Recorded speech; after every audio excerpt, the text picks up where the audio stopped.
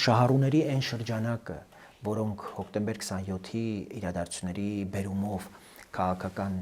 դերակատարություն են վերցրել Հայաստանում, կաթողիկոսը առնվազն դրանց հետ ունեցել է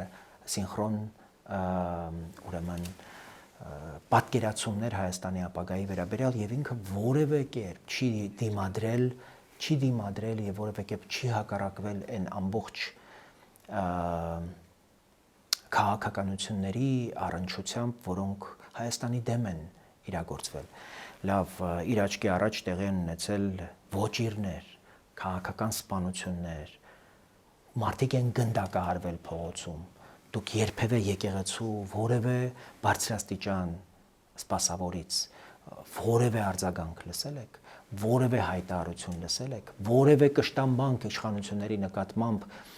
պետությունը կեղեքելու, հարստահարելու վերաբերյալ լսել եք,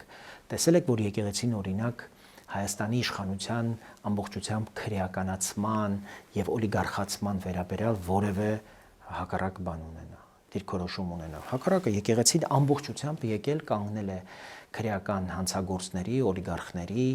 Ռոբերտ Քոչարյանի, ապա Սերժ Սարգսյանի կողքին եւ օրինականացրել է նրանց իշխանավարումը։